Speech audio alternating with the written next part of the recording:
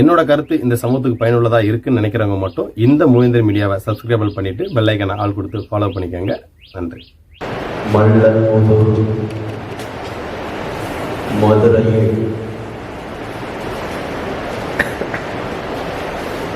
பட்டியலின வெளியேற்றத்தினுடைய தேவையும்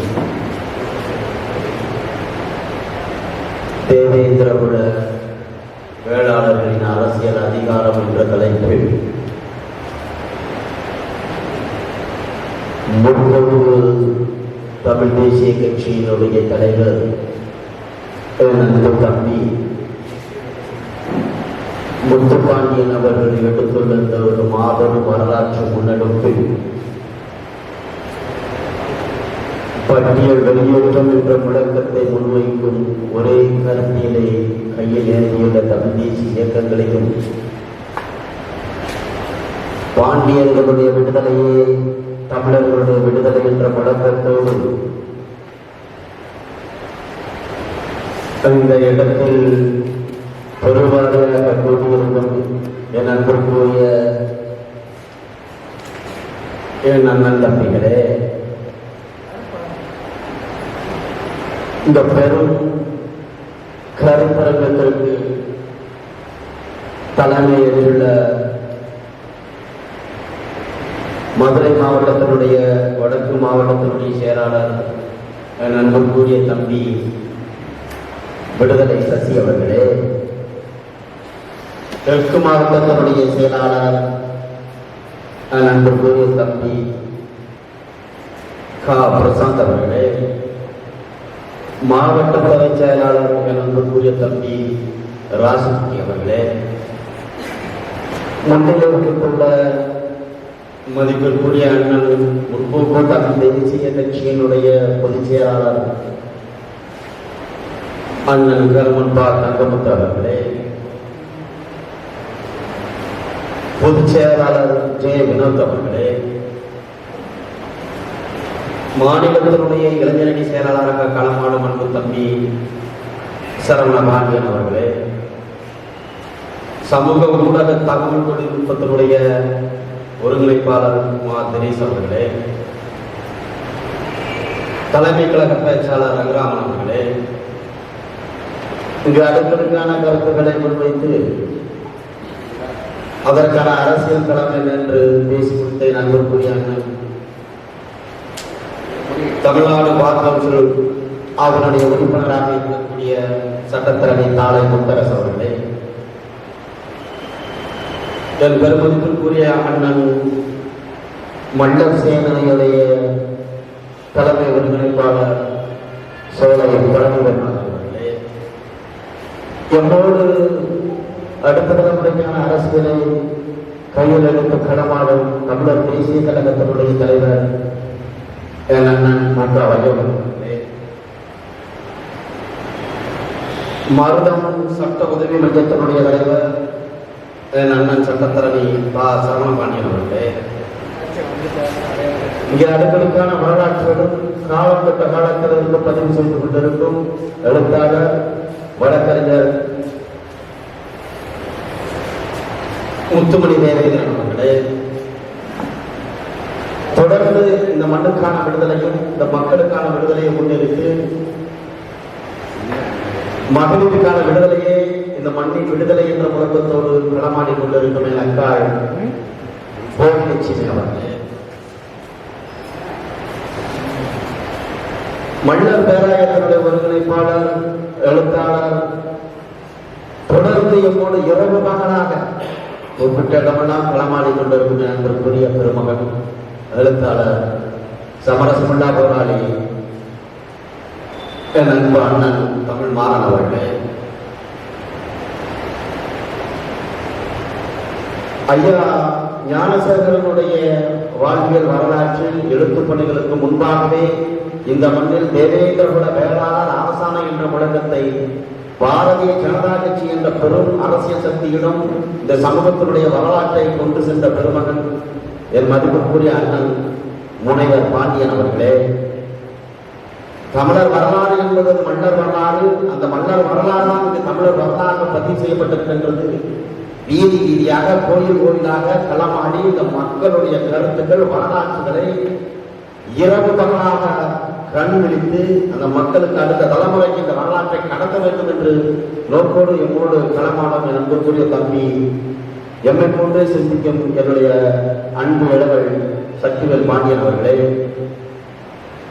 உங்கள் அத்தனை பேருக்கும் என்னுடைய மதிய நேர வணக்கங்கள். அன்பான உறவுகளே, இந்த வரலாற்று பெருமிக்க இந்த கூட்டம், என் அன்பு தம்பி முத்துப்பாண்டியன் அவர்கள் ஏற்படுத்திய இந்த பெரும் கூட்டம் என்பது கடந்து வந்த பாதை தேவேந்திர குல வேளாளர் அரசாணையாக இருந்தாலும் சரி, அடுத்த தலைமுறைக்கான அரசியல் இந்த பட்டியல் வெளியேற்றும் தேவேந்திர குல வேளாளர்கள் ஏன் அரசியல் அதிகாரத்திற்கு வர வேண்டும் என்ற குழப்பத்தோடு ஏற்படுத்தியிருக்கும் இந்த கூட்டத்திற்கு எவ்வளவோ சிரமங்களுக்கு மத்தியிலே அவர் கூட்டியிருப்பது எமக்கு பெருமையாகவும் அவர்களுக்கு நன்றியும் வாழ்த்துக்களும் தெரிவிப்பது இந்த இடத்தில் நான் கடமைப்பட்டிருக்கிறேன். மதிப்பிற்குரிய ஐயா ஞானசேகரனுடைய அவருடைய வாழ்வியல் வரலாறு என்பது வரலாற்றில் ஒரு மறுக்க முடியாத ஒரு பக்கமாக இருக்கிறது என்று என்பதற்குரிய உறவுகள் புரிந்து கொள்ள வேண்டும். ஐயா தேவநேய பாவாணருக்கு பிறகு இந்த மண்ணில் தமிழர் அரசியல் மல்லர் வரலாறு என்ற நோக்கோடு ஐயா தேவ ஆசீர்வாதம் அவர்கள் எடுத்த விதை, அந்த மல்லரிய விதை. அந்த மல்லரிய விதை என்பதை வீதி வீதியாக விதைத்த பெருமகன் ஐயா குருசாமி சித்தர் அவர்கள். அந்த குருசாமி சித்தர் அவர்களுடைய விதைக்கப்பட்ட விதைகள் இன்று வரலாறாக வீதி வீதியாக நாம் அறுவடை செய்தோம் என்பதுதான் வரலாற்று. திராவிட கட்சிகள் அதிகாரத்திற்கு வந்த பிறகு தெலுங்கர்களுடைய அரசியல் இந்த மண்ணில் கோவை செய்த பிறகு மூவேந்தர்களுடைய வீழ்ச்சி முற்றிலுமாக மறைக்கப்பட்டு மறுக்கப்பட்டு தமிழர் வரலாறு என்பது அது பொதுமைப்படுத்தப்பட்டு வீழ்ச்சி அடைந்த பொழுது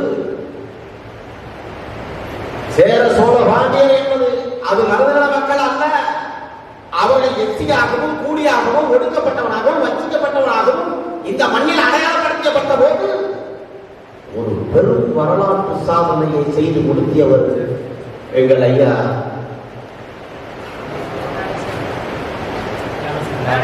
பேராசிரியர் ஞானசேகரன். நல்லா புரிஞ்சுக்கணும் அன்புக்குரியவர்களே, மதுரை பல்கலைக்கழகம் காமராஜர் பல்கலைக்கழகத்தில் ஒரு ஆய்வு முடிவுகள் ஒன்று துவங்கப்பட்டது 2008க்கு முன்பாக.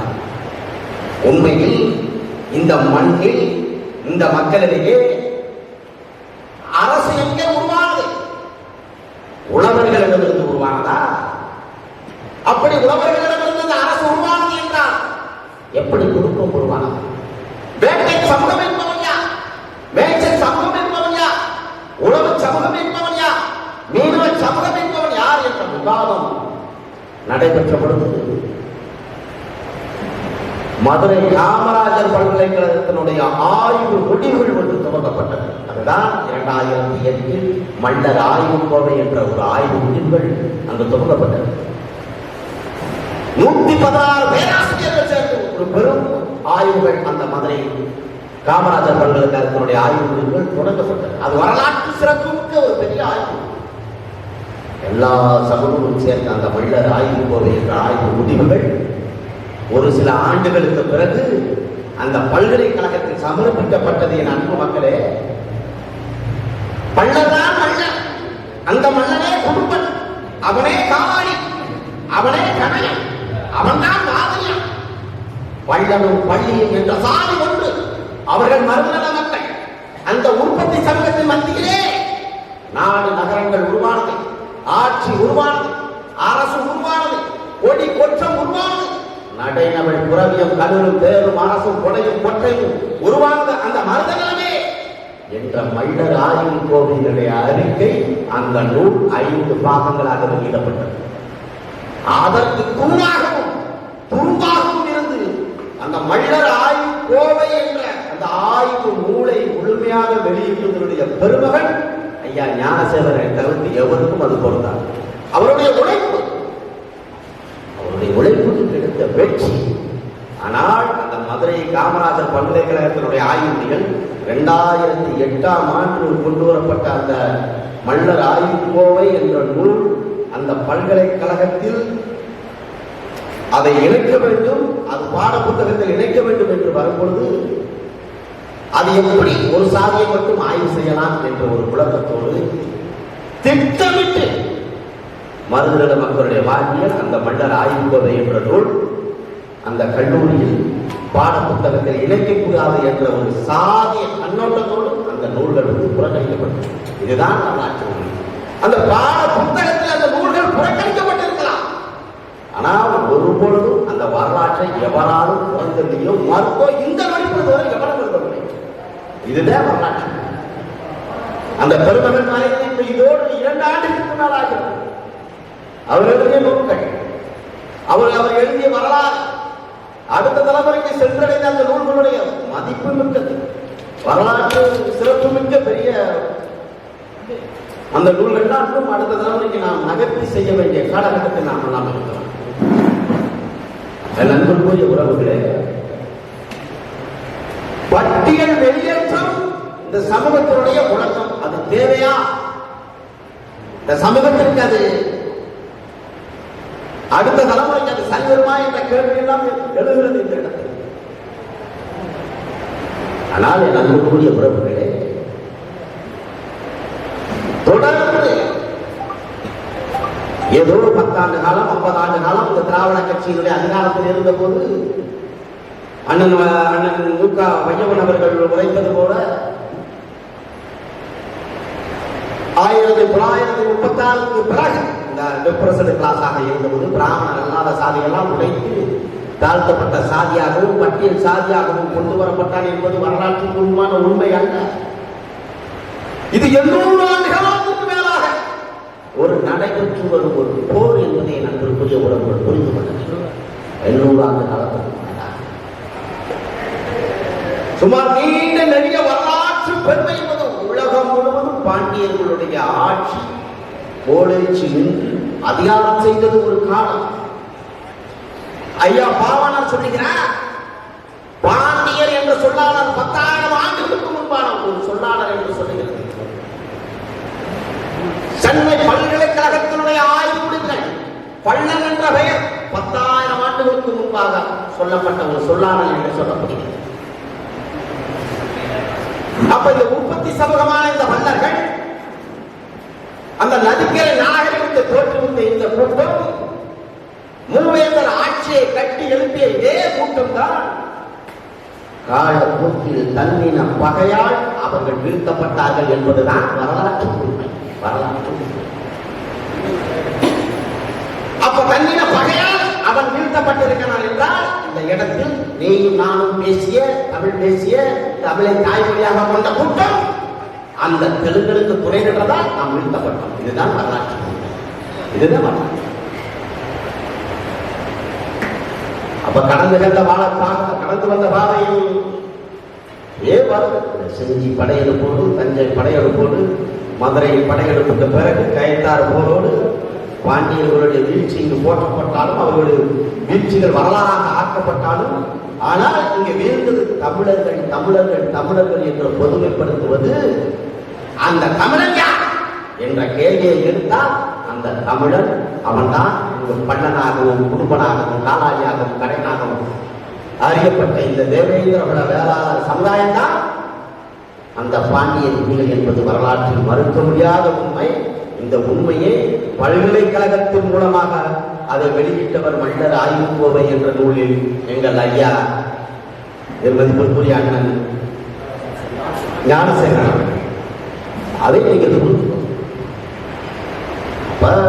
பாளையப்பட்டவர்களுடைய ஆட்சி பாளையப்பட்டவர்கள் வந்து ராணுவம் வச்சுக்கலாம், தனித்தனி அதிகாரம், அவனுக்கு தனியா வரி வசூல் பண்ணி கொடுக்கணும், அது ஒரு கூட்டம். அதற்கு பிறகு அப்படியே வர்ற வெள்ளக்கார மாதிரியா நீ ராணுவமா வச்சுக்க கூடாது. நான் சொல்றது கேளு, இந்த நிலப்பரப்பை வச்சுக்கோ, 3ல் 1 பங்கு எனக்கு வரி கட்டணும், உன்னோட வேலை, புரியுதா? ஆனா நீ ராணுவம் வச்சுக்க கூடாது. ஏன்ட்ட அதை விட்டா மாசம் ஜமீன்தாரன் இவன் பாண்டியர்கள் வீழ்த்தப்பட்டு அவர்களுடைய நிலங்கள் எல்லாம் துண்டாடப்பட்டு 72 பாளையங்களாக ஆக்கப்பட்ட பிறகு வெள்ளக்காரர்களுக்கு வரி கொடுக்கும் பொழுது ஏற்பட்ட பிரச்சனை தான் இன்று சுதந்திரமாக சொல்லப்படுகிறது. அதுதான் சுதந்திரமாக பேசப்படுகிறது. இதுதான் உண்மை. திருடனுக்கும் சண்டை. சுதந்திரம் என்பது வரலாற்று பூர்வமாக நாம் பேச வேண்டும் என்றால் திருடனுக்கும் சண்டை. அப்ப அதற்கு முன்பாக இந்த மண்ணிலே மூவேந்தர்களுடைய ஆட்சி வீழ்த்தப்பட்டிருக்கிறது. அதுதான் வரலாறு. அதுதான் வரலாறு.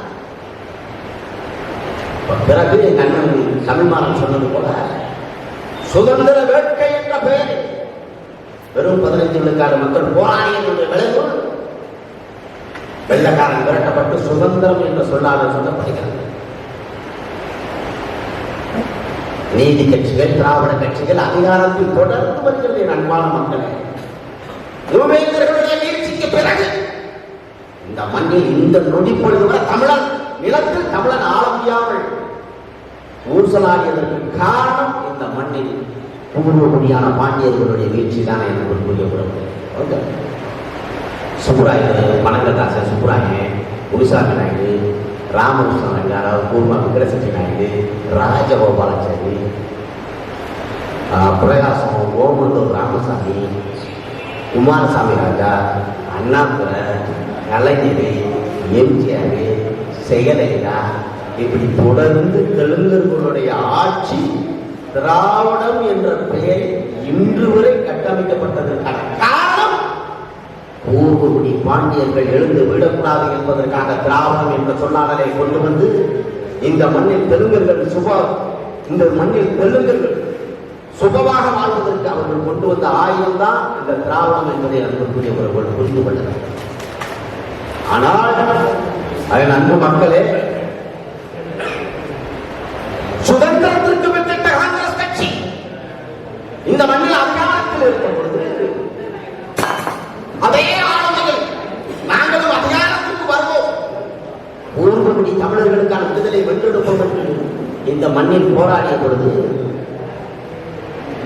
பூர்வகுடி பாண்டியர்களான மன்னர்கள் இந்த மண்ணில் எவன் ஒருவன் தலைமை தாங்கி வருகிறானோ அந்த தலைவர்கள் எல்லாம் இந்த நொடி பொழுது வரை வெட்டி வீழ்த்தப்படுகிறது. அரச பயங்கரவாதத்தால் பலியாவது இந்த தேவேந்திர வேளாளர் சமுதாயத்தினுடைய அடையாளம். அதற்கு காரணமாக 1957 நெஞ்சுறுதி கொண்டு நெருப்பினதே நீதி இந்த மண்ணில் மன்னர்களுடைய விடுதலையை தமிழர் விடுதலை என்று போராடிய ஐயா இமானுவேல் சேகரன் 1957 வெட்டி படுகொலை செய்யப்பட்டது என்பது நண்பருக்குரிய உறவுகளே பாண்டியர்களுடைய எழுச்சி மீண்டும் இந்த மண்ணில் தலை தூக்கிவிடக் கூடாது என்பதற்காகத்தான் அவர் வெட்டி வீழ்த்தப்பட்டார்.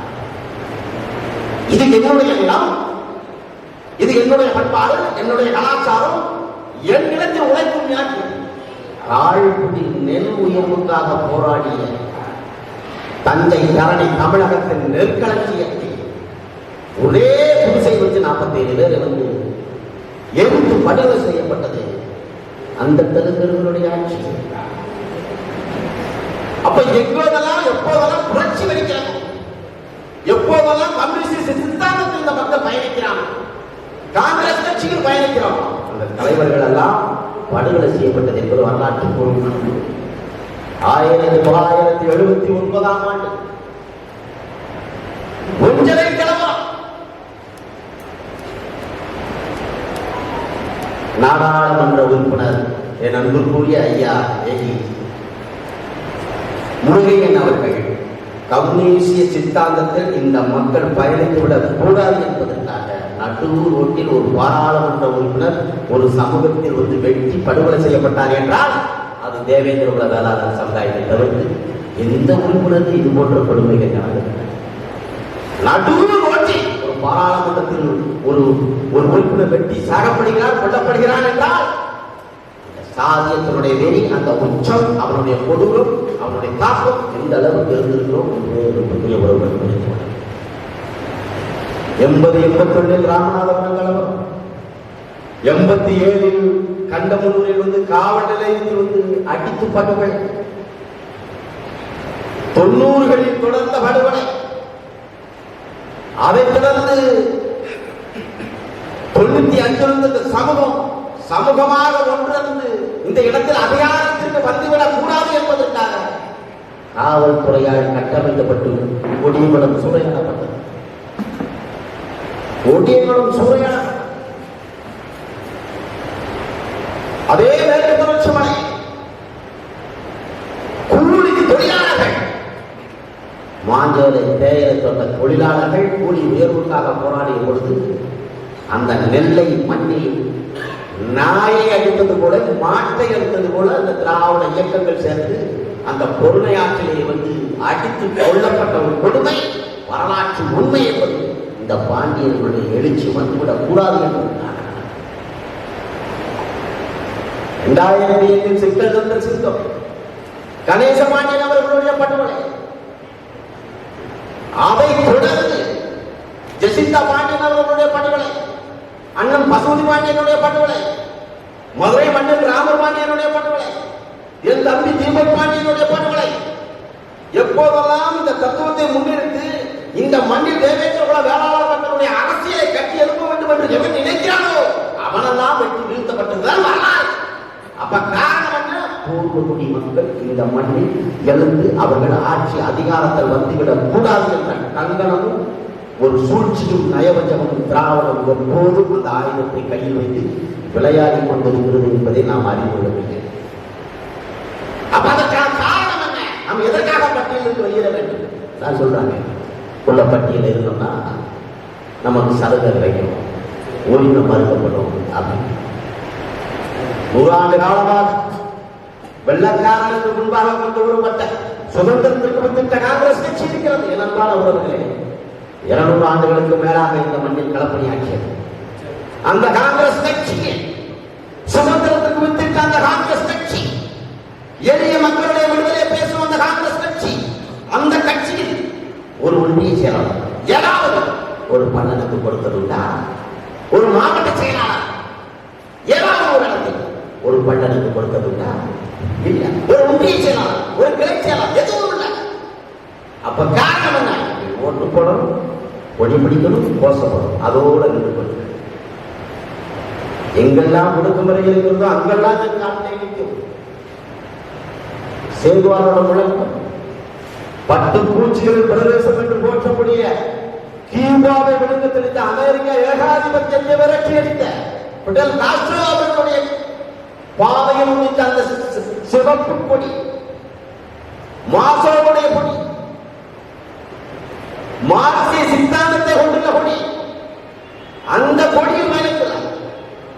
இந்திய கம்யூனிஸ்ட் கட்சிகள், மார்க்சிஸ்ட் கம்யூனிஸ்ட் கட்சிகள் தொடர்ந்து 100 ஆண்டுகளுக்கு மேலாக இந்த மண்ணில் எளிய மக்களுக்காக நாங்கள் களமாடுகிறோம், ஒடுக்கும் மக்களுக்காக நாங்கள் களமாடுகிறோம், உழைக்கும் மக்களுக்காக நாங்கள் களமாடுகிறோம்.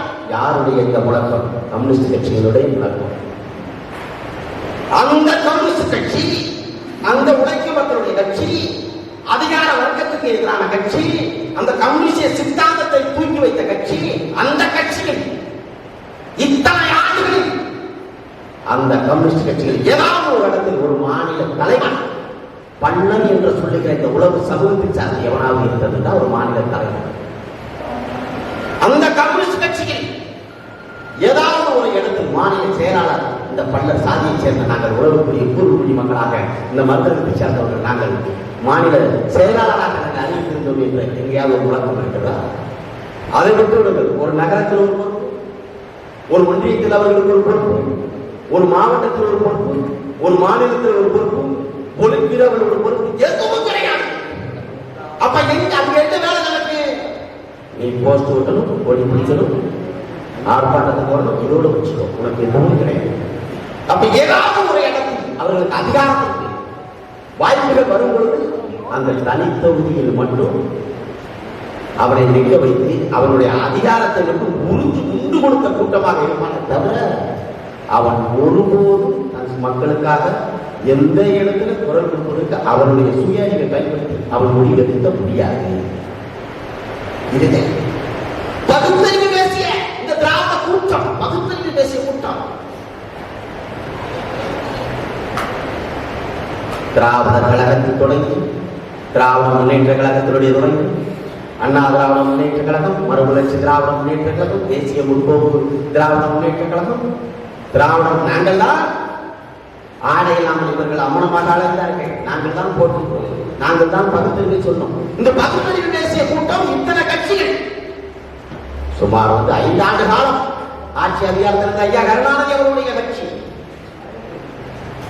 5 முறை அதிகாரத்தில் இருந்த அம்மையார் ஜெயலலிதா அவர்களுடைய கட்சி, அந்த கட்சியில், அந்த திராவிட கட்சியில், பகுத்தறிவு பேசிய கட்சியில் ஏதாவது ஒரு நகர செயலாளர், ஒரு ஒன்றிய செயலாளர், ஒரு மாவட்ட செயலாளர், ஒரு மாநில செயலாளர், எதுவும் எப்படி வச்சிருக்கேன் அந்த மக்களை, எப்படி வச்சிருக்கேன்? இதெல்லாம் போக நான் உயர்ந்த சாதி என்று சொல்லி முகம் முழுவதும் மீசையை வச்சிருக்கேன். செயலலிதா இருக்க நாய் அப்படியே மூஞ்சி கூட மீசை வச்சிருக்கேன். அந்த நாய் இந்த பாண்டியன் சொன்னவே அது தவறு பிச்சை எடுத்து டயர் நட்டது வரலாறு. அதுதான் வரலாறு. மண்ணுக்கான சாபக்கள், இந்த மண்ணுக்கான சாபக்கள். என்னுடைய அமைப்பினுடைய மாநில பொதுச் செயலாளராக இருக்கக்கூடிய செல்வன் பாண்டியன் அவர்கள் நாங்களும் வரும்பொழுது பேசிய திருமங்கலத்திலிருந்து இருக்கிற ஏரிகள் ஒன்று கூட இல்லை. ஒரு ஏரி மருத்துவமனையில் கட்டப்பட்டிருக்கு, பெரும் விடுதிகள் கட்டப்பட்டிருக்கு. அப்ப அவர்கள் யார்? வானுக்கு வழி நீண்ட மதுர் மன்னன் மூதூர் என்று சொல்லப்படுகிற இந்த மதுரையில் வணிகத்தில் கொடிகட்டு பரப்பவன் யார்? வணிகம் செய்வன் எல்லாம் பார்த்தோம்னா கக்கூசல உட்காந்துருக்கேன். கக்கூசல 5 ரூபாய் கொடுத்துருப்பாங்க, வச்சிருக்கேன். அவள்கிட்ட யாருக்கு அதிகாரம் எங்க இருக்கு? சைக்கிள் பாசா ஒருத்தர் உட்காந்துருக்கேன். உணவகமா கக்கூசுல இருந்து கஞ்சா வைக்கிற வரைக்கும் இந்த மதுரையை தீர்மானிக்கிறாங்கன்னா அந்த திராவிட கட்சியின் அதிகாரத்தில் இருக்க கூட்டம் தான் இந்த அத்தனை வேலைகள் செய்து கொண்டிருக்கிறது என்பதை இந்த இடத்துல பதிவு செய்யணும். நண்பர்களுடைய உறவுகளே, அதிகாரம் ஒன்றுதான் இங்கு நிலைத்து நிற்பது. அதனால் அந்த அதிகாரம், ஆட்சி அதிகாரம் என்பது பாண்டிய விதிகள் வென்றாக வேண்டும் என்றால் நாம் எல்லாம் ஒன்றாக வேண்டும். அதற்கு பட்டியல் விளம்பளிப்பது என்பது அடுத்த தலைமுறைக்கான ஒரு அரசியல் களம் என்பதை அன்புக்குரிய பொருட்கள் புரிந்துள்ளது. தோழர் ஓவியா அவர்கள் சொன்னது போல அவர் சொல்லுகிறார், தேசிக்கு பிறந்த மக்களாக தேவேந்திர வேளாளர் சமுதாயம் இருக்கிறது. தோழர் ஓவியா அவர்களே, சவால் என்று சொல்லுகிறோம். பகுத்தறிவு பேசிய நீங்கள், ஒடுக்கப்பட்ட மக்களுக்காக கொடுத்த நீங்கள், ஐயா கருணாநிதி அவர்களுடைய சாதி சின்ன மேளம் என்பதை மாற்றி அந்த பொட்டு கட்டி சாதி இசை வேளாளராக மாற்றும் பொழுது அந்த கருத்தை நீங்கள் தெரிவித்திருக்க வேண்டும். அப்ப தெரிவிக்காத நீங்கள் தேவேந்திர வேளாளர்கள் தனக்கான அரசியல் அடையாளத்தை வென்றெடுக்க வேண்டும் என்று போராடும் பொழுது இந்த மக்களுக்கான அறிவிப்பான அந்த அறிக்கை விடுவது என்பது முற்றிலும் உளவியலாக இந்த மக்களை வீழ்த்த வேண்டும் என்ற உள்நோக்கமே தவிர வேறொன்று பட்டு கூட்டத்தை பற்றி நீங்க பேசிக்கணும். ஐயா கருணாநிதி அவர்கள் பேசிக்கணும். மறுநில மக்களாகிய இந்த மன்னர்கள், இந்த தேவேந்திர வேளாளர் சமுதாயத்தை நீங்கள் இழிவாக பார்த்து புராணத்தின் அடிப்படையில் இவர்கள் பேசுவார்கள் என்றால் இதே மதுரையில் திருவிழாவில் புராணம் சொல்லுகிறது. அன்புக்குரிய மக்களே, என் அன்புக்குரிய உறவுகள், சிவனை குருவனாக சொல்லப்படுகிறது, அவனும் தேசியாகத்தான் சொல்லப்படுகிறான். என்னுடைய ஆத்தா பார்வதி காலத்திலே பண்டவனுடைய தாழ் வந்திருக்கிறது. நாங்கள் பேசி என்றால் பார்வதி தேசியா என்பதே இந்த தமிழ் சமூகம் தான் நீங்கள் கேள்விகளை முன்னிறுத்த வேண்டும். முருகனும் தெய்வானையும் எங்களுடைய உறவாக திருமண நிகழ்வுகளோடு அனுப்பான ஊர் குடும்பங்களுக்கு பரிவட்டம் இந்த தெய்வங்கள் நாடி வருவதை எங்களுடைய வரலாறாக இருக்கிறது. அப்ப முருகன் தெய்வானையும் தாசியா என்பதை இந்த தமிழ் சமூகம் தான் வந்து முடிவு. அதனால் இது வெறும் காலங்களில் நமக்கான அரசியல் அதிகாரம் என்பது ஒற்றை விடுதலை, தமிழர் விடுதலை, அது பாண்டியர் விடுதலை என்பது அந்த பட்டியல் வெளியேற்றத்தில் தான் இருக்கிறது. அதனால் இந்த இடத்தில் நாம் எல்லாம் கூடி பட்டியல் வெளியேற்றம் என்பது வீதி வீதியாக கிராமமாக கொண்டு சென்று அடுத்த தலைமுறைக்கான அரசியலை வென்றெடுக்க பட்டியல் வெளியேற்றம் என்ற முழக்கத்தில் ஐயா இந்த இடத்தில் நாமெல்லாம் சபதம் கற்பதற்காக ஒன்று கூடியுள்ளோம். அடுத்த கூட்டத்தில் கண்டிப்பாக சந்திப்போம். நன்றி, வணக்கம்.